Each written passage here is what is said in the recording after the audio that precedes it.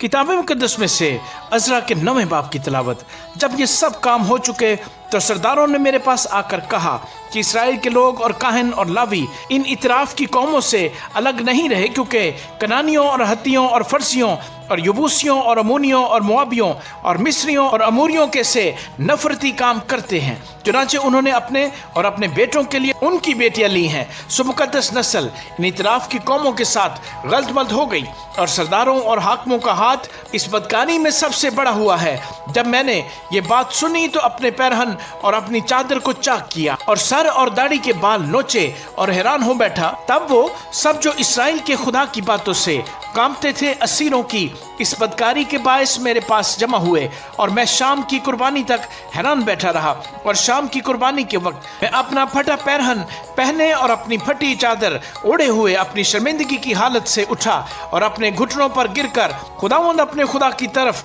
अपने हाथ फैलाए और कहा, ऐ मेरे खुदा, मैं शर्मिंदा हूँ और तेरी तरफ ऐ मेरे खुदा अपना मुंह उठाते मुझे लाज आती है, क्योंकि हमारे गुनाह बढ़ते बढ़ते हमारे सर से बुलंद हो गए और हमारी खताकारी आसमान तक पहुंच गई है। अपने बाप दादा के वक्त से आज तक हम बड़े खताकार रहे और अपनी बदकारी के बायस हम और हमारे बादशाह और हमारे काहन और मुल्कों के बादशाहों और तलवार और असीरी और गारत और शर्मिंदगी के हवाले हुए हैं, जैसा आज के दिन है। अब थोड़े दिनों से खुदावंद हमारे खुदा की तरफ से हम पर फजल हुआ है, ताकि हमारा कुछ बकिया बच निकलने को छूटे और उसके मकान मुकद्दस में हमको एक खूंटी मिले और हमारा खुदा हमारी आंखें रोशन करे और हमारी गुलामी में हमको कुछ ताजगी बख्शे, क्योंकि हम तो गुलाम हैं। पर हमारे खुदा ने हमारी गुलामी में हमको छोड़ा नहीं, बल्कि हमको ताजगी बख्शने और अपने खुदा के घर को बनाने और उसके खंडरों की मरम्मत करने और यहूदा और यरूशलेम में हमको शहर पनाह देने को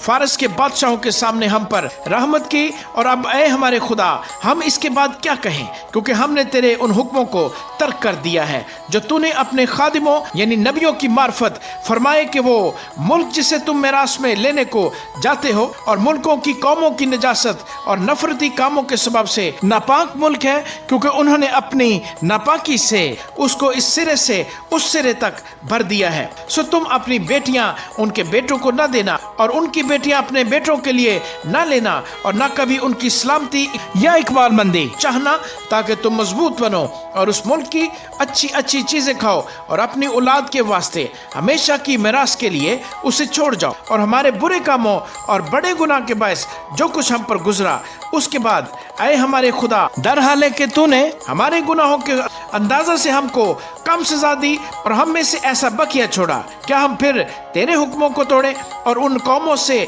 नाता जोड़े जो इन नफरती कामों को करती हैं? क्या तू हमसे ऐसा गुस्से न होगा कि हमको नेस्तो नाबूद कर दे, यहाँ तक कि ना कोई बकिया रहे और ना कोई बच्चे? ऐ खुदावंद इसराइल के खुदा, तू सादिक है, क्योंकि हम एक बकिया हैं जो बच निकला है, जैसा आज के दिन है। देख, हम अपनी खताकारी में तेरे हजूर हाजिर हैं, क्योंकि इसी सबब से कोई तेरे हजूर खड़ा रह नहीं सकता। आमीन।